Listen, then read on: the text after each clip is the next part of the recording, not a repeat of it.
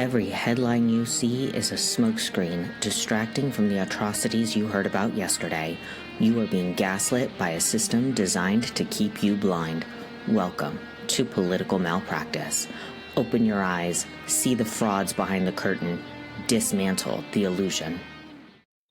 And welcome back to Political Malpractice. I have a new special co-host with us.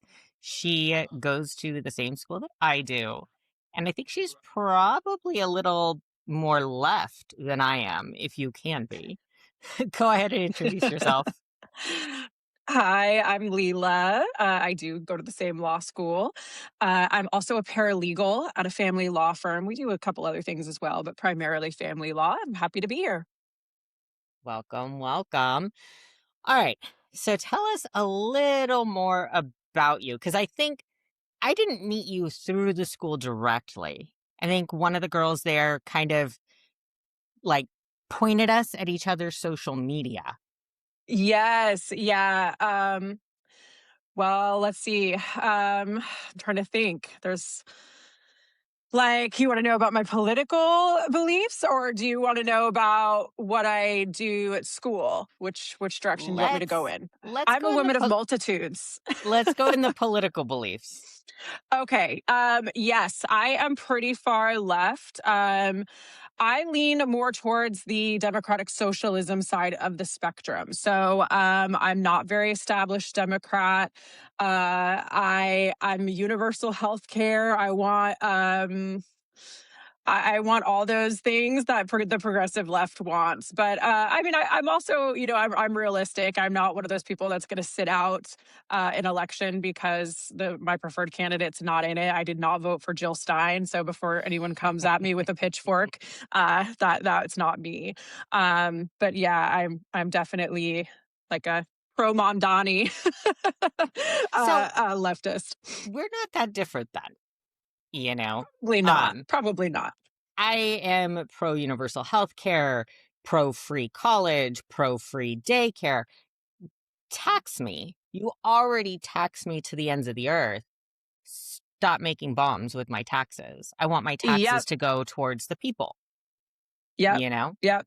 Same. And I Same. mean, for me, if the people means undocumented immigrants, I don't give a shit, you know? Yeah, I don't care. I don't care how you got here. I'm on the side of humanity here. Hmm. Um I mean, I understand, that we do have, obviously I'm in law school. I understand that we have laws.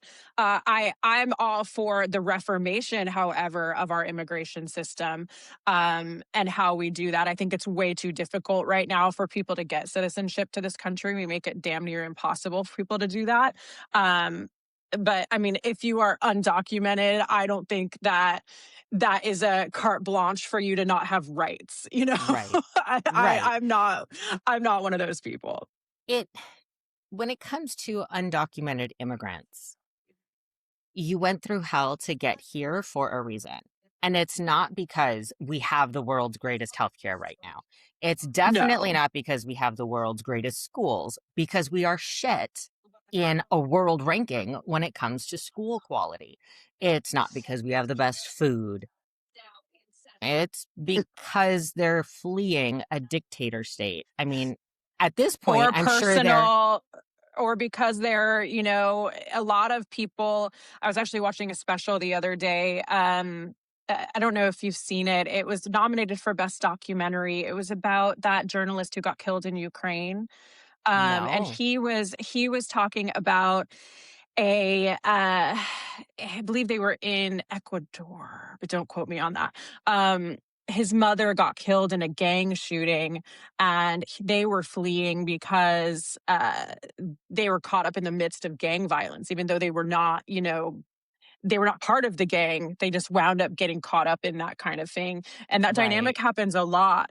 So whether it's because of violence in your country or dictatorships or whatever reason you're fleeing, you're probably not fleeing because you just don't like, Right. whatever's going on there. I think that there's a reason you're trying to get out. People don't just It, leave their homes for no reason.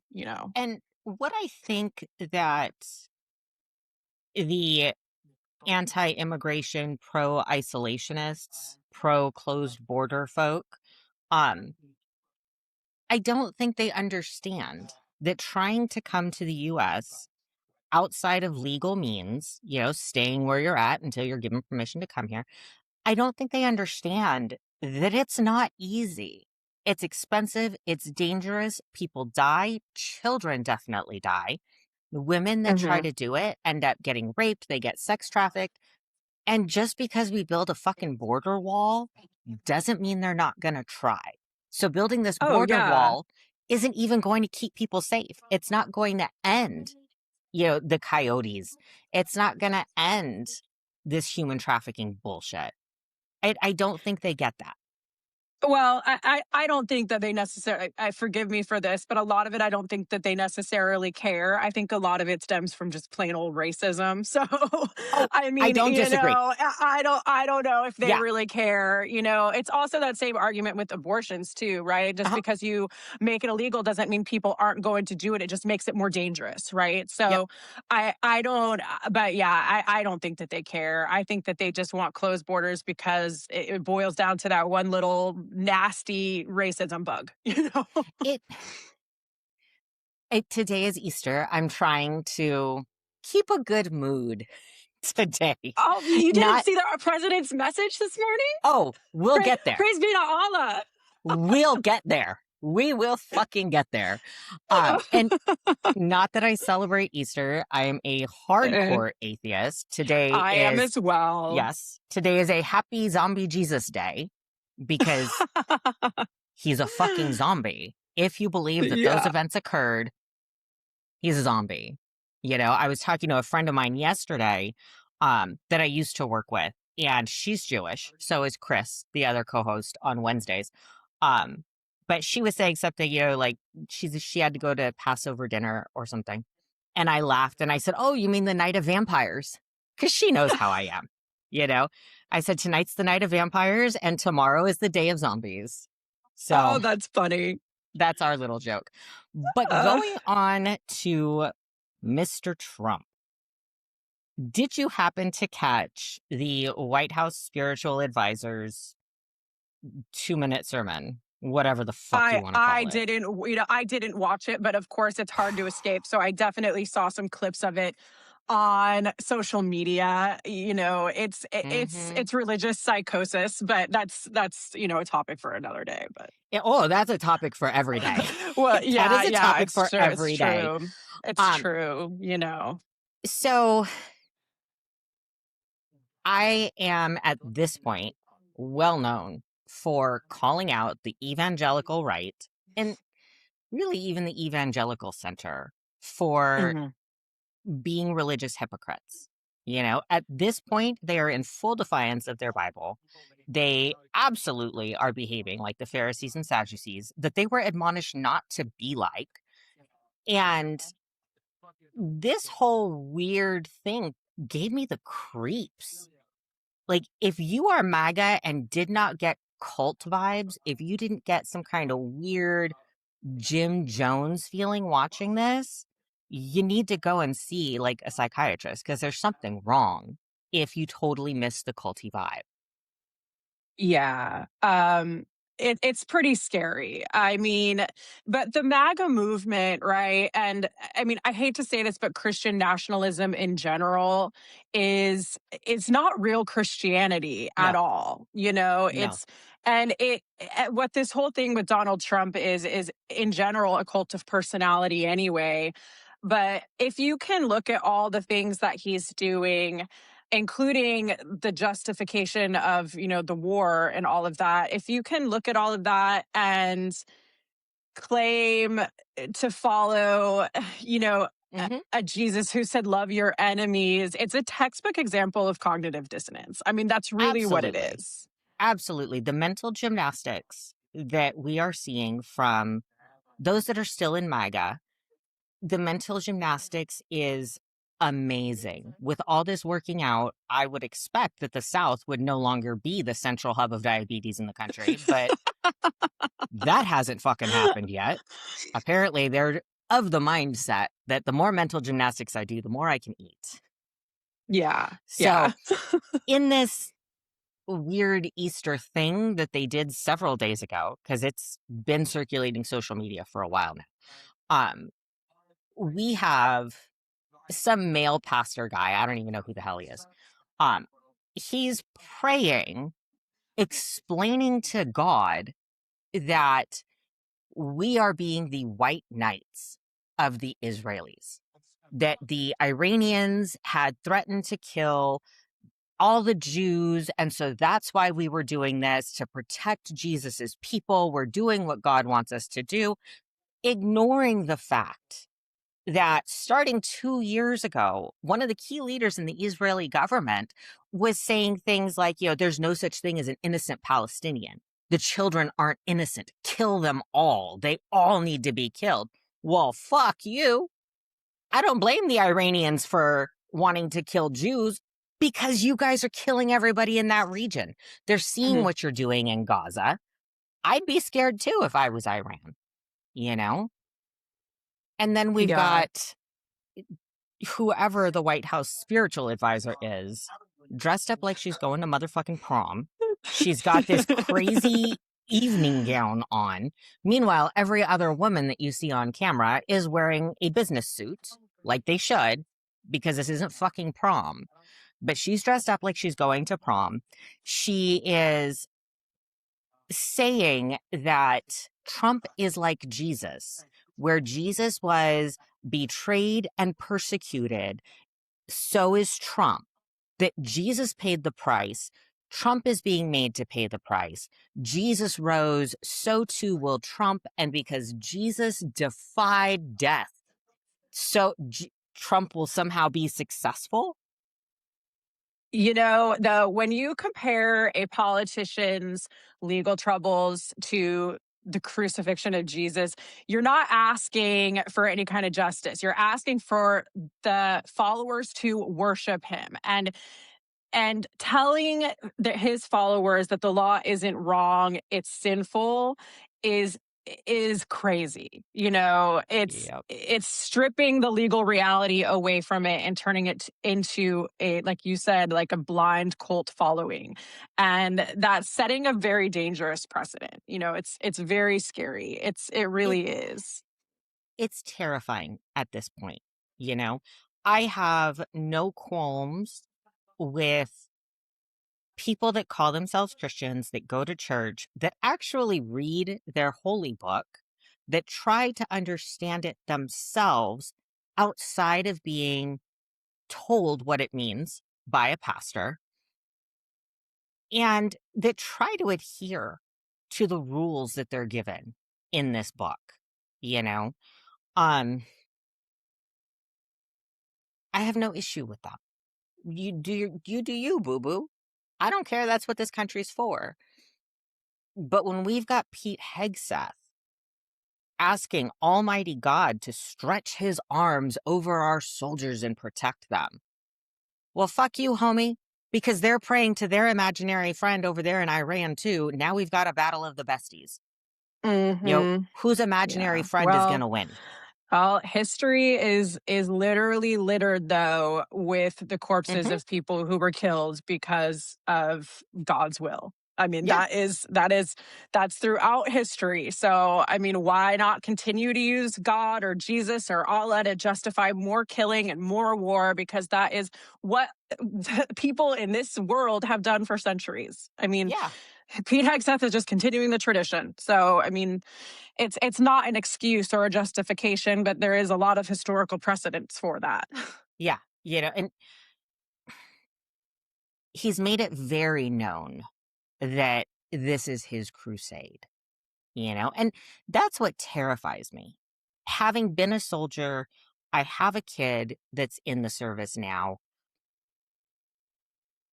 Where's Barron? Why isn't Yeah. Barron in the service? They just extended the age for enlistment to 42. They're going to just be okay with any kind of paraphernalia charge. And before, you used to have someone sign off and say, oh, yeah, it was Yeah. just one time. It was 2 years ago. We'll sign off. It's not likely that you have this issue. Now it's I'm like, sure all right, that I'm cool. sure bone spurs are genetic. That's probably why he's not in there. They're going to use some excuse. He's so tall. That's why he's got bone spurs. Freaking Yeah, yeah. idiots. See? That's what it is. And I'm sorry, there was a 7 foot tall soldier. Barron is not 7 feet tall. No, no. So come on, kid, let's see you in uniform. I'm sure Yeah. mommy can have Dolce and Gabbana make you some fancy one. Why Yeah. not? I won't complain about Ugh. that. You're All never right. gonna see Trump's kids in the No, military. It's just never gonna happen. He's no, not gonna sign up his own kids for the war that Israel got him into. no. I mean, right now we've got Eric and Don Jr., who have partnered up with and created several, drone companies, defense contracting companies. And all of these companies were initiated right before his inauguration. And guess whose companies got millions of dollars worth of government contracts? His kids. Hmm. So nepotism at its fucking finest here. This is all Yeah, about Trump it's all making a money. con too. It's Yeah, all a grift. It's all a grift. absolutely. All right. He's the So, only president that's gotten this amount of money during uh-huh. his presidency. I don't remember the exact number, but it was something crazy So far that he he's has at 4 earned billion since for the being in first office. year. Yeah, yeah, yeah. That's crazy. 4 No other billion. president has ever earned that amount of money since coming Mm-mm. into office. No, It's insane. right now he's tracking at 4 billion, and I checked that maybe a month ago, so who knows what it is now. I Especially guarantee you, with it's more now. especially with the cost of oil going up because of this war, you know. Being that we are both in law school, I wanted to hit a couple of big things that have hit for us this week. We had oral arguments with the Supreme Court for birthright citizenship. Yes, that was a great listen. Did you listen to it? I listened to parts of it. Okay. Um, being that the majority of the court right now are some version of originalists, I didn't see this passing anyways. Of course, Thomas Alito I and think it's going to be 7-2. I think it's going to yeah, be 7-2, and I think you're going to have Thomas and Alito as the ones that are holding out for the government because of who they are. yeah. That's It, my prediction. there have been like prediction sites that are putting this at 92% fail for Trump. Yeah. That this Oh will yeah. swing pro Constitution. And Yeah. there is no way that the originalists can square this. Even Gorsuch, he can't square this with anything else. You've got Roberts and Alito and Thomas, who are famously known for cherry picking their histories. When it came to Dobbs and overturning Roe, they stopped their historical review at 1850, which is fucking convenient because 1850 is when a man named Smith was supposed to marry this chick that he knocked up. She got an abortion. I think she ended up dying because of the abortion. He fled to Canada because her family was pissed. And the American Medical Association stepped in and said, whoa, whoa, whoa.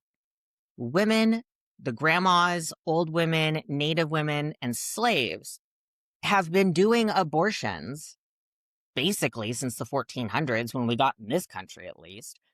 And this has been running unchecked. This is a medical procedure that us white men who are doctors could make money on. And they then lobbied the government to make abortion illegal. So it's convenient that our originalists who preach about looking to history of this country stop at 1850. But they fucking did. Here, I don't know. This has been 2 years of holy shit, what now? So they might go the other way.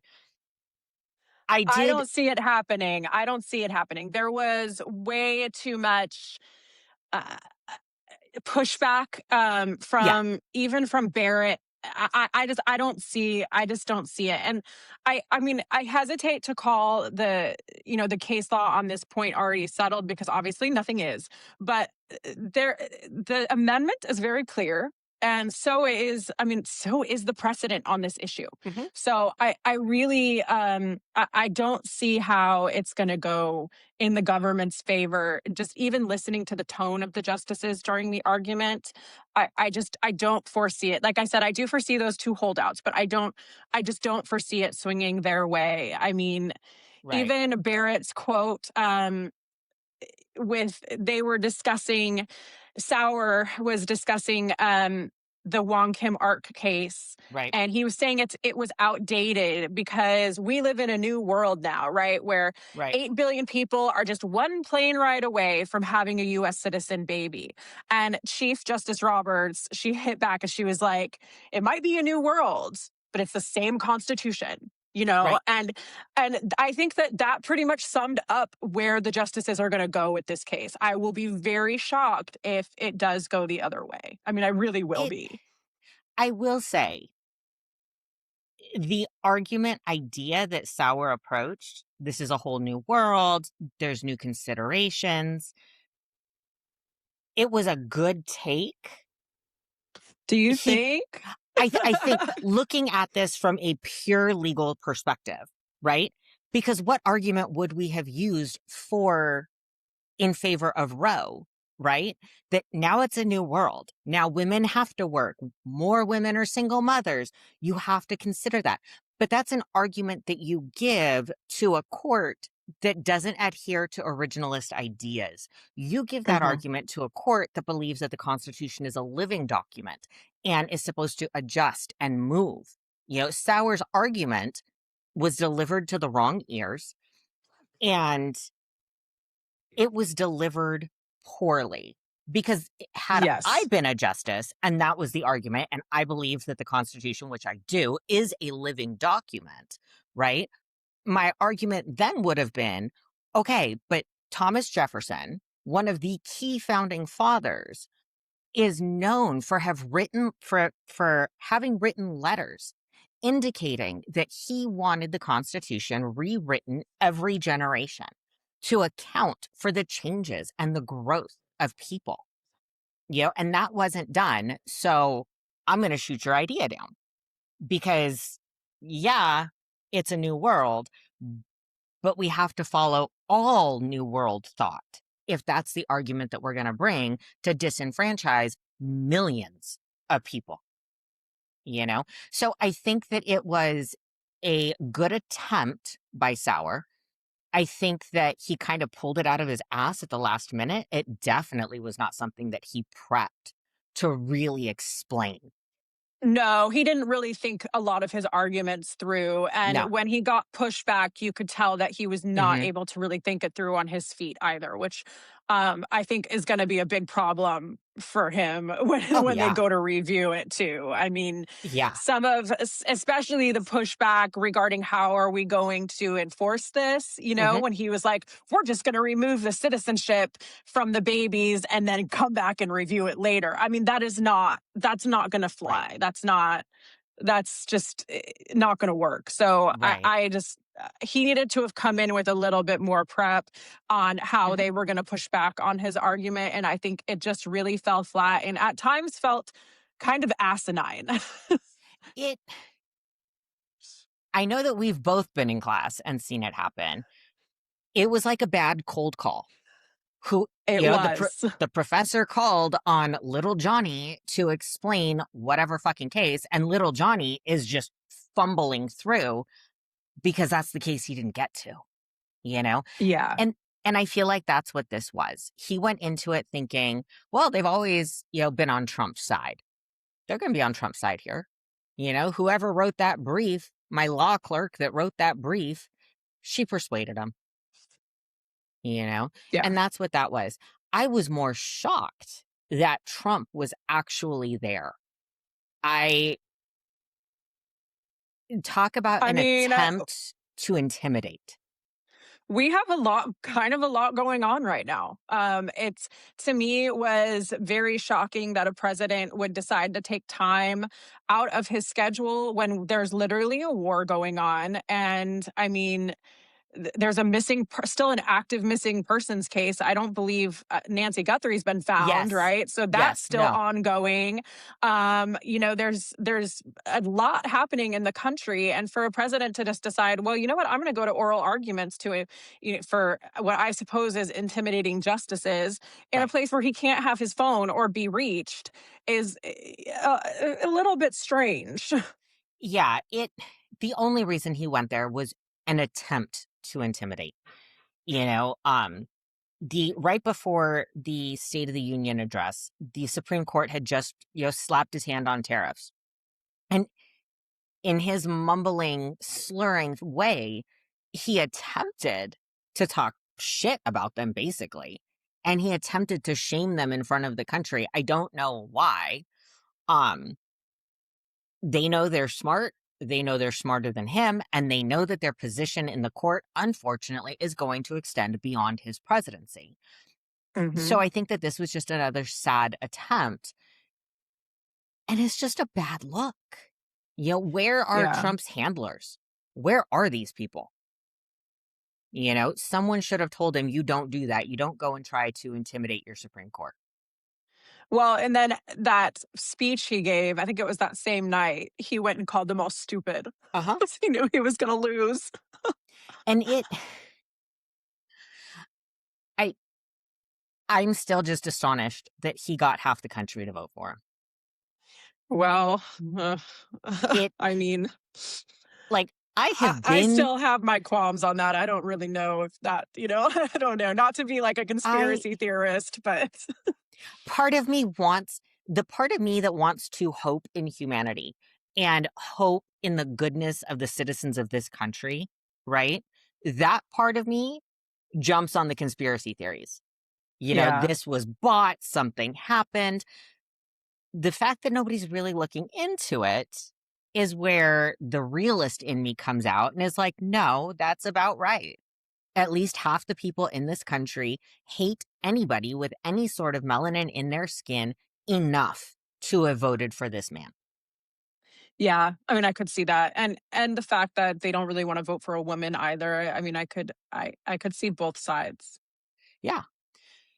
So, talking about courts and Trump and just the utter what the fuckism that has been, at least my experience in law school, a federal court was hearing a civil suit against Trump for injuries that happened to that person during the January 6th attack on the Capitol.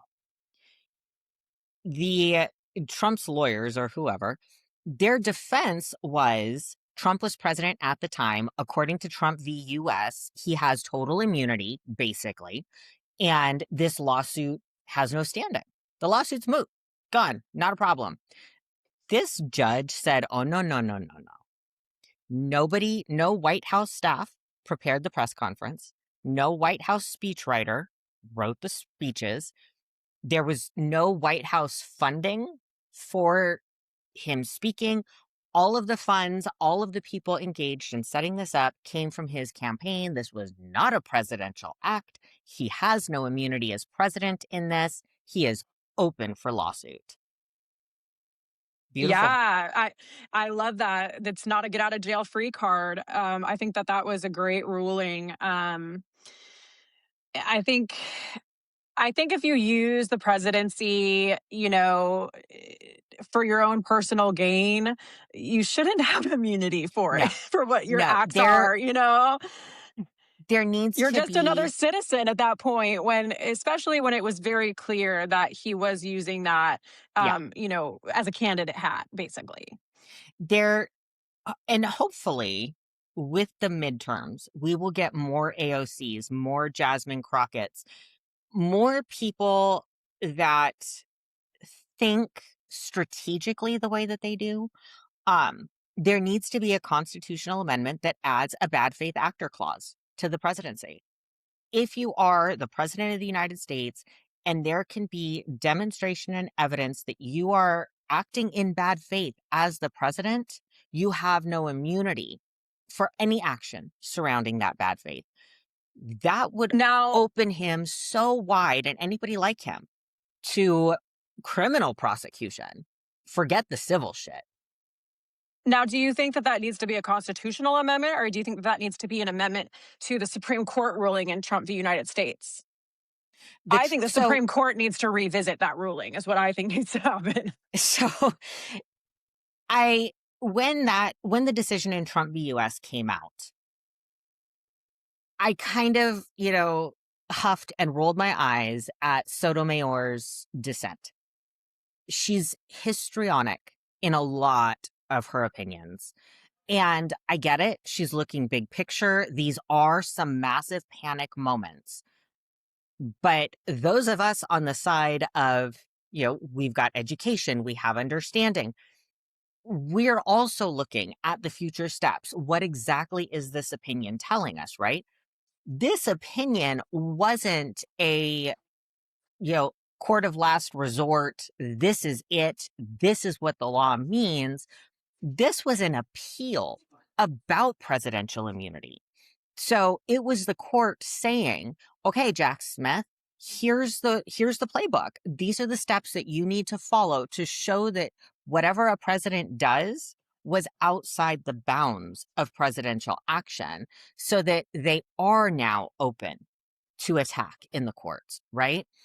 And I get where Sotomayor was so upset about this, because she knew he was going to win the presidency. Cannon was going to end the continued prosecution. She was going to stop Smith, or Trump himself, like he did, was going to stop Smith. And there was going to be no clarification on that case, right? I think that the safest measure is to get a constitutional amendment. Fuck the Supreme Okay. Court at this point. Until we can get, I'm not even going to say left, right, Democrat, liberal, whatever. Until we can get common sense thinking justices on the Supreme Court. Fuck the Supreme Court. Constitutional amendments need to be pushed. And that's it. That makes sense. And if there is a proposal after the midterms, because right now it's going to land on deaf ears, it's not even going to get out of a subcommittee. If there's a proposal for a constitutional amendment that talks about a bad faith actor in the presidency and him losing protection around those bad faith acts, everybody has to vote in favor of it. Because failure to do so means that you, as a state, when you're ratifying this amendment, that means that you're acknowledging that Trump was a bad faith actor, and you are acknowledging and condoning that future presidents can, should, and have the right to be bad faith actors in the presidency. There is no failure to pass that ratification without walking away covered in shit.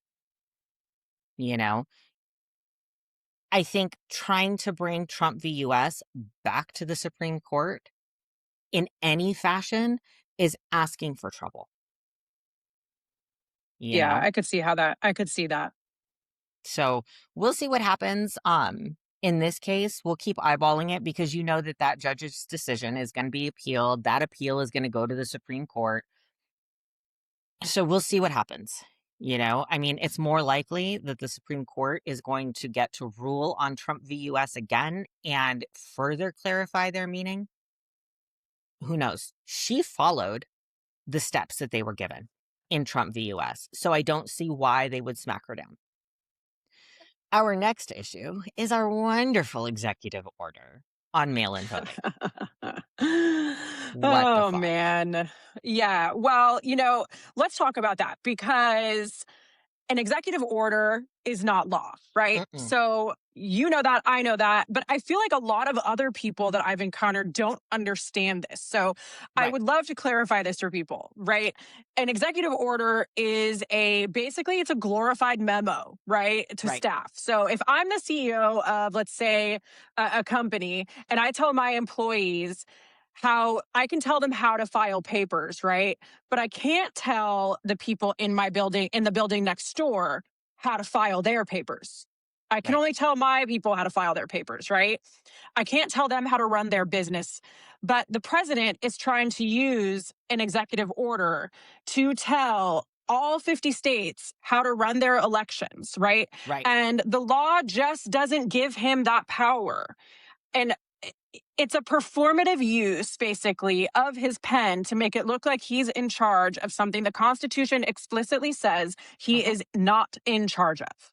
So I think that The danger isn't that the executive order here is law, because it's not law. He can Mm-mm. sign all the executive orders he wants, and we can use them as toilet paper. I mean, that's Right. basically what it is. Right. But the danger here is that the administration is treating these executive orders like they are already law, and he's using them to intimidate. And in Right. this case, he's using it to intimidate election officials. Right. Like they're And using this threat of federal prosecution to force states into voluntary compliance. And that's just not how this works. exactly. It's And just, just to add, so to simplify, right, we've got Congress, which is the legislative branch. They make law.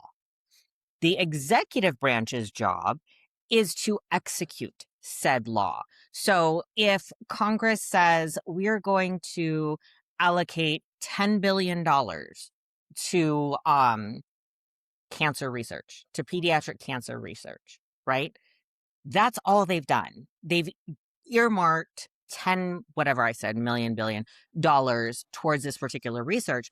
The president can then come in and by executive order say, okay, now whoever's in charge of distributing that money, here's the guidelines for these research companies. This is what they need to show to get the grant to do said research to spend this money. So his job is to enforce law. He fucked up on this. He has no law in the realm of voting to try and enforce. That's not his job. So again, I'm not shocked. And I'm not shocked that I'm shocked. I think that I am sickened because I'm not shocked, because I should be shocked that the don't tread on me folk are celebrating this. Your whole point of existence is to get the federal government out of the state's business and let the states have their rights and do their thing.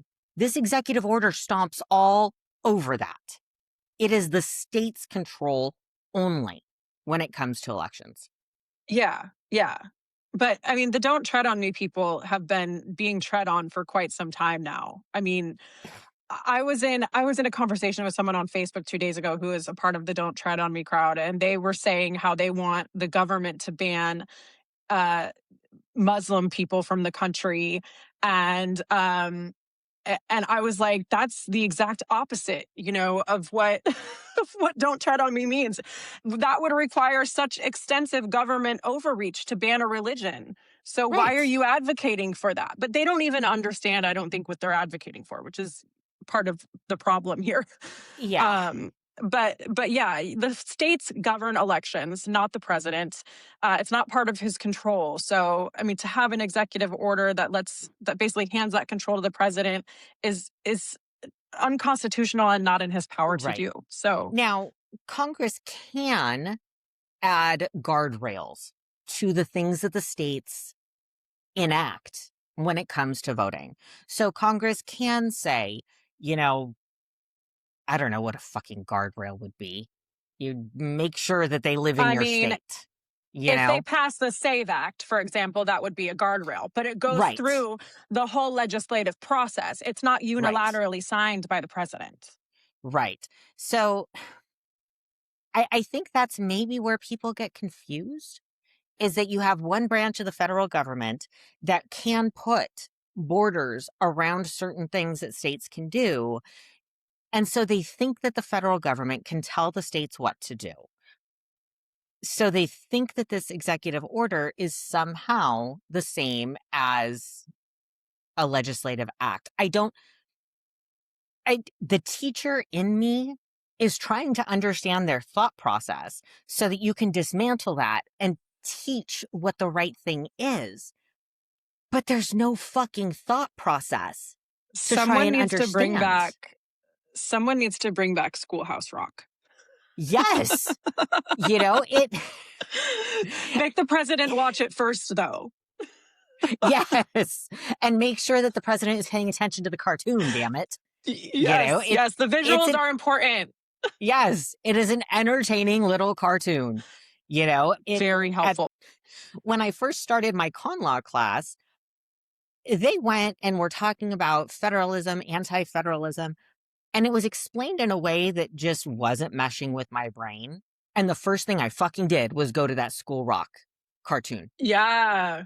Like, where's my little Bill that's walking around explaining this shit to me? Yes. I need this. I have But con law next term. I'm excited. I feel like I'm very prepped for it because I've done so much, yes, studying already of constitutional law. So I'm quite yes, excited for that class actually. it's fun. It is fun. So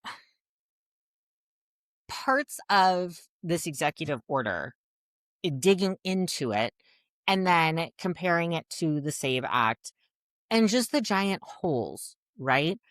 We are putting so much on the federal government when we've cut, what is it, a third of the federal workforce that Doge cut off? The executive order calls for the use of the SAVE program, which is what DHS has. DHS has said that their database of who's a citizen, who's not a citizen, who's in this country that they know about, things like that. And it's what ICE is using partly in their deportation things. They've admitted that there's holes, but both the SAVE Act and this executive order rely on the use of that database. There was a cop that was deported, I want to say from Maine or Connecticut, one of those high up there cold states.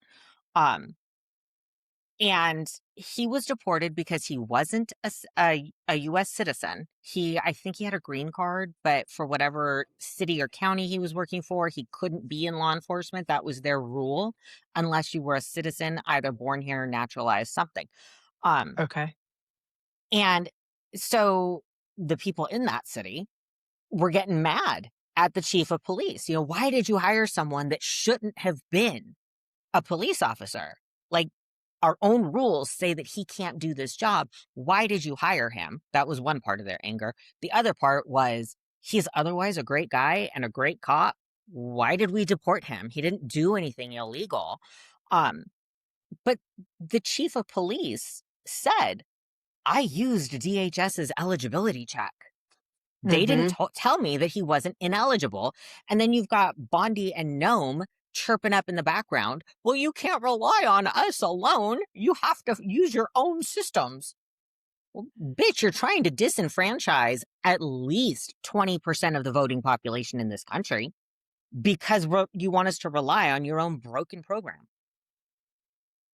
From what I know, the SAVE program, it's notorious for errors, right? Because when a green card holder becomes a U.S. citizen, the DHS doesn't always update the SAVE database instantly. Right. So if a state runs a check during that lag, the naturalized U.S. citizens will be flagged as non-citizens, right?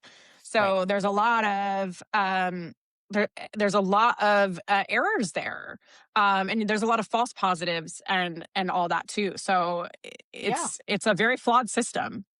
I mean, it's using that system from 2015 to 2020. We've had 70 U.S. citizens deported wrongfully because that system has said they're not a citizen. They're not here legally. We don't know that they exist. Kick them out. In 5 years, 70 people. And this is before, Trump sent out the Gestapo to just grab anybody that looks brown, So we've got a big hole in the system. DHS has gotten a shit ton of money thanks to the one big beautiful bill, and they want more money now, and we're not fixing the broken system. Where's the don't tread on me people here? It's not about that. It's not about that. It's about white supremacy. It's about disenfranchising women and anybody that doesn't vote along MAGA lines. That's what this is about. On our agenda, I got some stuff on the SAVE Act? I know that that's really like your area of Well, expertise. yeah, and the SAVE Act, it's kind of it's at a procedural dead end, in my opinion. Hmm. I don't think we're not going to see the SAVE Act pass, No. at least not anytime soon, anyways. And even the modified version that they were trying to pass got nixed basically Hmm. in the House. So, I mean, the SAVE Act, though it is an important thing to keep our eyes on, I think right now it's sitting at a procedural dead end. I agree. I am not opposed to more guidelines. I'm really not opposed to it, especially since research has shown that the people that are going to vote illegally and commit voter fraud are Republicans. So I'm not Yeah. opposed to it. If you go in and you look at the instances where there has been voter fraud, it's largely Republicans and it's largely the evangelical groups. So I'm not opposed to putting more guardrails. But if you're going to put more guardrails, we need a 15-year timeline. We Hmm. need government funding, both state and federal, to make this possible. You've got to do mass hirings so that people can go door to door. Hey, do you have your birth certificate so that we can register you and put this on your driver's license so that when you go vote, you can show it. And that's what we need for these guardrails. We need massive outreach. This is a huge undertaking. It's not something that you try and shove through at the federal level and then force the states to try and enact this in what are we, 6 months from midterms? Yeah, which is, I think that's the real clue about like with what this is actually about, right? They're trying to do this right before an election, which I think is very obvious to everybody why they're trying to do it. Hmm. And it's the problem with the SAVE Act. I'm kind of with you there on, maybe I'm not necessarily against the idea of adding a couple more steps, but it's also just, it's unnecessary. It's trying to solve a problem that doesn't Right. necessarily exist right now. We If you look at the numbers, I'm very big on looking at evidence, and the evidence just isn't there that this is really a No, problem. It's I mean, I believe that it's like 0.0001% is what it's the some number came stupid down small to. number. Yeah, it is a stupid small number. So this is not a problem. And the evidence shows that like the front end checks that we have in states like California, they work. They Yeah. work. I mean, the Yeah. real fraud that we should be concerned about here is these valuable databases like the Uh-huh. SAVE program and the purge of the voter rolls of US citizens directly before an election. That is the kind of fraud that we Absolutely. should be trying to pay more attention to. Voter fraud Absolutely. not really happening on any kind of real level to where we should be, devoting our resources to it. We have a lot of other things going on in this country. Yeah. I think right now a lot of eyes are trained on Florida because Florida passed their version, which is basically a Xerox copy of the federal SAVE Act. It's going to fall flat. Women are going to be kicked off of voter rolls left, right, and center, especially the elderly women that are there, right? Because that's what's in Florida, old people and college kids. And the part where I have to shake my head and think this is where we failed our kids in high school, right? They don't understand civics. They don't understand their local and state governments and how that's run. Florida passed their version of the SAVE Act. They are going to find out in November just how difficult this act is and how harmful it is to women. And there is no repealing that law in Florida. They have to have a 60% majority to repeal that law. They're stuck with it. Women Yeah. in Florida are stuck. They are going to be disenfranchised and their voice is going to be muted until somebody can either get the numbers to pull it back or figure out a way through the courts to have it kicked out. Oh, did they vote it in? I don't know a lot about Florida and what they did there. I haven't paid a lot of attention. Did the people vote that in, or did they just I enact it? Because I I know think the sometimes they can do that legislature there. just did it. I know that Okay. to Well, change law in Florida, it takes a 60% vote. yes, that part I do know about that state. It's just Yeah. wild. Yeah, it even if they weren't like this red and this horrible, it's a pretty state. There was a while that I did want to move there. Um, I heard about that 60% thing and I was like, oh, thank fucking God I didn't. Yeah. I would be stuck with some serious bullshit. Now, what I wish had as much fervor around it still as the SAVE Act does, as the Iran war does, is the Epstein files. You know, Yeah, that was I mean, it had a lot of people talking about it. And now, Trump's distraction. hmm It works. That flood the zone tactic that Bannon came up absolutely. with, that playbook, it works because people are barely saying a word about it now. Um, Absolutely. but April 14th, Pam Bondi is supposed to testify in front of the House. I know that there's a lot of chatter about her being fired and that potentially dismissing her from testifying. I don't No, foresee that happening because, I mean, her knowledge is tied to her, not her position. So I do exactly. not think Congress is going to let her get away with that. I think No. she's going to be forced to testify. Now, do I think she's going to get in there and plead the fifth? Yeah, probably. But Oh, I do think absolutely. that, yeah. But I do think she's going to be Absolutely. forced to get in there. I don't think that she's going to be dismissed from that, like everyone is saying. I highly No. doubt that. It I don't know why I expected this because I think I'm giving him too much credit in the expectation.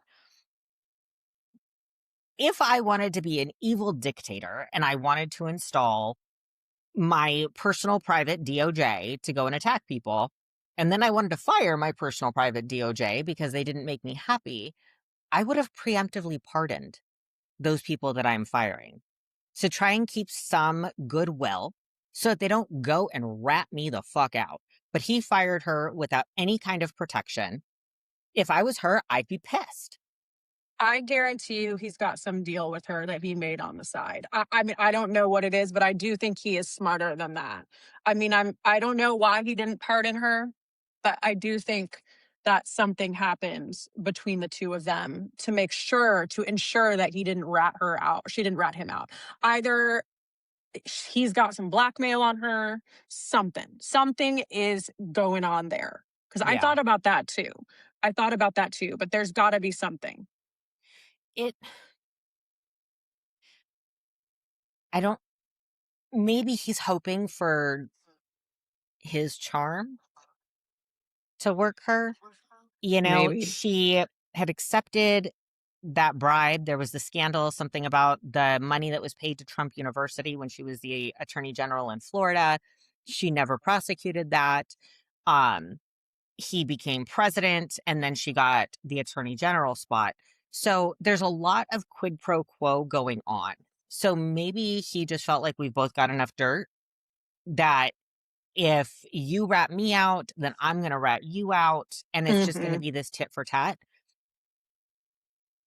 Eh, Not that I am in favor of leniency or any kind of immunity for Bondi.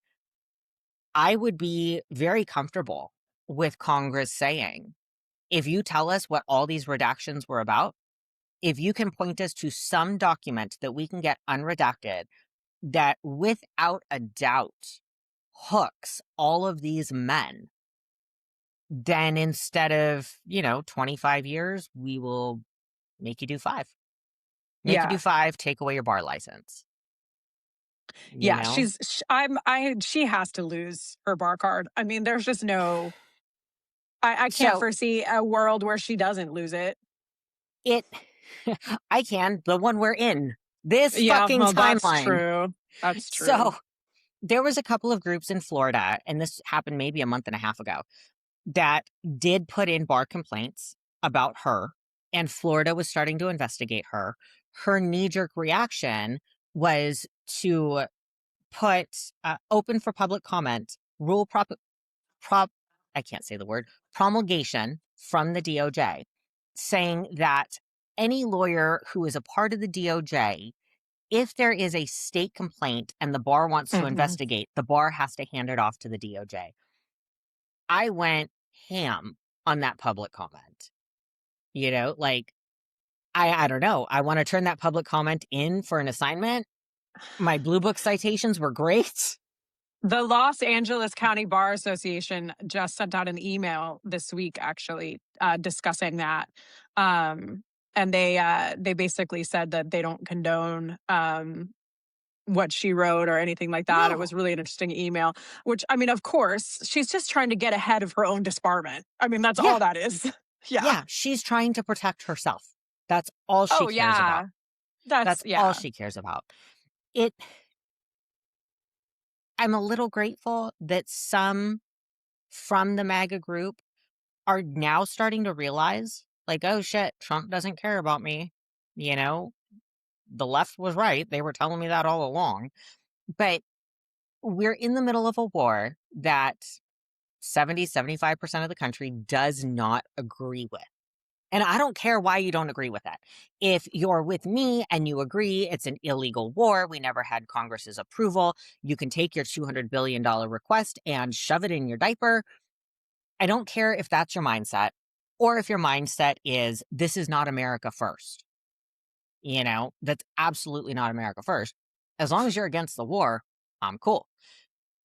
When it comes to the Epstein files, 82% of MAGA think that the files should be released unredacted.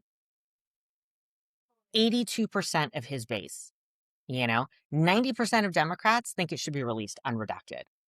I Mhm. would like to talk to the 10% of Democrats that think that, some of these men deserve some protection. Fuck you. Maybe they Maybe misunderstood the they're question. I was going to say, maybe what they think is that the victim's name should remain redacted. Maybe that's what they were trying to Maybe. I answer. mean, all I can do is hope at this point that that's what they were thinking, that should remain redacted, or the question was thinking that those names should be unredacted. I don't think there's Yeah. anybody that thinks that the victims' names should be a free for all. Yeah. They absolutely deserve protection. But Yeah. Bondi got fired at least. Not that Yeah. But Blanche is any now better. I was just going to say, so let's talk about Blanche because, I mean, he used to be one of Trump's personal defense lawyers. Yep. So, I mean, and he's already announced that he's not releasing any more of the files, that what we have is what we have, and that's it. So, if anyone's expecting him to be any more transparent, they're in for a rude awakening. It it's going to be an interesting battle if there's a battle. I've said it here on the podcast before, and it's just my belief. Our Congress is neutered. They're not going to do anything about it. There is a good argument, a very strong argument to be made that with every new installment of a USAG, that the Transparency Act is renewed. So Blanche, even as interim AG, it's a renewed 30 days. He has 30 days from that brief appointment to release the Epstein files properly. If not, he's in Thomas contempt of Massey. Congress. Thomas Massey said that you have 30 Hmm. days. So I think that that's the argument that they are going to make. Yeah, not that they're going to do anything about it because what happened to Bondi? Nothing. We know that Yeah. there's an additional 3 million files that haven't been released. They need to be released. Mhm. And Blanche said, first day, we've already done what we had to do. Nothing else is coming out. Congress can go look at it unredacted. We make it available for them. Okay. And fuck Congress. I want to see it unredacted. I don't want to go through those files and see black bars when they're saying, thanks for the torture video. Yeah. Excuse the fuck out of Well, me? at this point, I think that Thomas Massey needs to make good on his promise and get on the floor and read the damn things. Yes. I mean, he said he was going to do that if they didn't comply. So why isn't he doing it? Yeah. Which is why they're neutered. They're neutered. At this point, we've got people high up in American business who have resigned left, right, and center. because their name is somehow tied to the files, right? I don't see them filing defamation suits.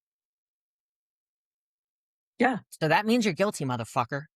If you're Even not Trump, who filing, loves to sue, right. hasn't filed any suits against any of those people that he said he was going to file suits against. Trevor Noah, I think, was one of them, Yep. who made that comment about him being on Epstein Island a bunch of times, and he posted that ranty Truth Social post about how he was going to sue him. What happened? He never sued Nothing. him. Why do you think? He loves to sue. Why wouldn't he have sued Trevor Noah? Oh, probably because he can't. He can't go through the discovery process. Right. I mean, this is all so transparent. It's so obvious, but people just don't want to see it, or his base doesn't want to see it. That's probably No. the better thing to His say. his extremely loyal base does not want to see it. The Hmm. man has admitted to sexual assault against adults. He's There's been found liable for it in yeah, court. it I I don't understand the willing blindness. I can see it on everything else. I can see how you can be so blind because you are so proud, you Christian, who are admonished in your own Bible to not be proud, are so proud you will not admit that you were wrong about Trump. I But if think I you have was, if you have kids and you're still holding fast to this, you need to lose your kids. You're not a safe parent. You're not going to keep your child safe. That's disgusting. yeah, I agree. I agree. I think that if you are protecting pedophiles and you have children, it's a little bit suspect. Yeah. Investigations need to be opened. Yeah. But, I think when it comes to people that supported Trump and won't let go of it, have you heard of the sunk cost fallacy? Yep.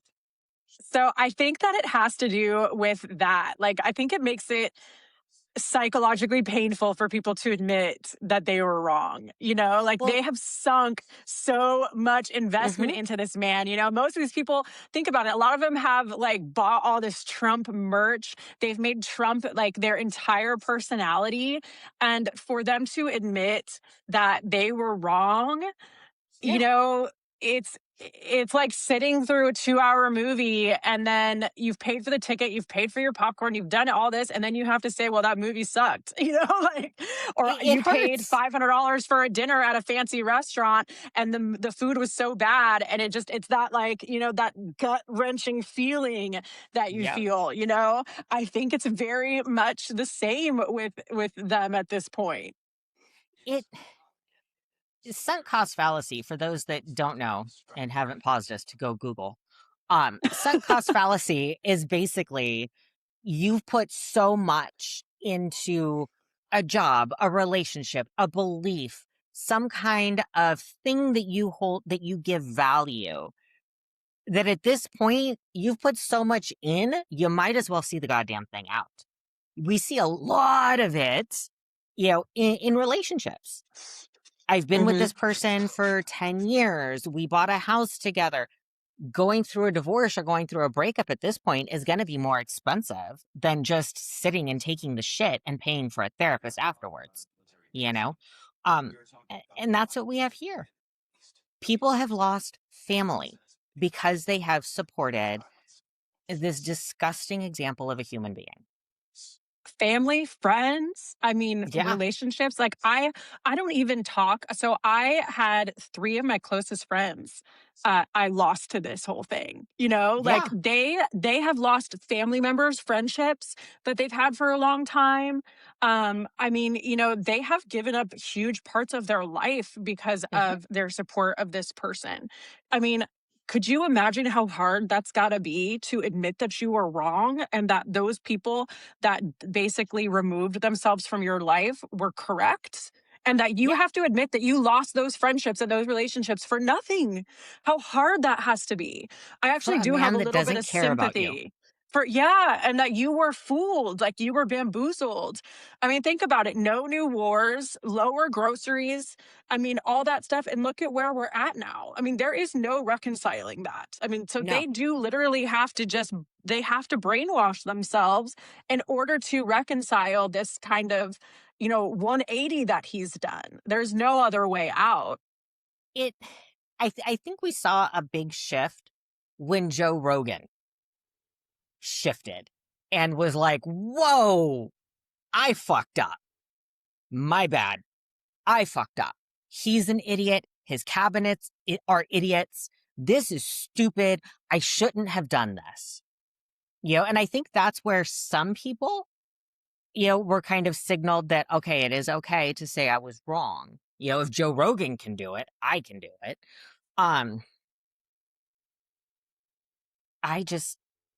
It's sad. And it is sad. Like, it hurts my heart, but it's also pathetic sad. Yeah. Yeah. I mean, I said it to someone this morning because people were up in arms about that Easter message, right? And Oy and vey. I literally said to that person, I was like, "You know what? I'm not even going to say it, but I told you so." Like, Yeah. I saw all of this coming. I saw it all coming. I told you guys this in 2024. I told you guys this in 2016, and anybody with a functioning brain cell could have seen all of this coming. So, Yeah. like, why is everyone shocked? I have a hard time understanding the level of shock that I'm seeing. Like, how were you fooled by it, It Like, I I don't understand. And for those, because we are doing this recording maybe less than 12 hours after this message came out, to read Trump's Easter message, Tuesday will be Power Plant Day and Bridge Day, all wrapped up in one in Iran. There will be nothing like it. Open the fucking straight, you crazy bastards, or you'll be living in hell. Just watch. Praise be to Allah, President Donald J. Trump. I, it, wild. It's wild stuff. he's And on admitting Easter, he's admitting that he is planning to commit war crimes on exactly. Like Easter. you, eh, you can't do that. Like you It can't just blow up a country's infrastructure. I mean, and he's writing this down on social media. yeah. It I mean, I this is just I'm not going to clutch my pearls and, oh, the president is cussing. I don't give a shit. no. I don't care I about don't give that. a shit. I don't care about that.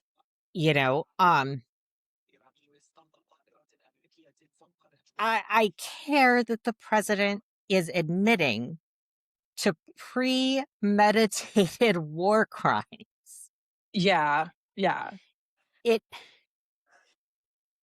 I don't know. We'll see what happens on Tuesday. Hopefully he chickens out of that one too.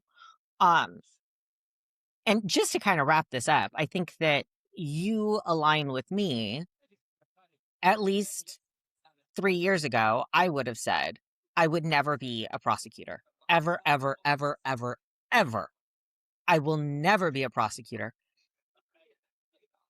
At this point, I am edging closer to that line of, hey, look, after the next presidential election, when there are more federal jobs opening up, I'm going to throw my hat in the ring to be a federal prosecutor.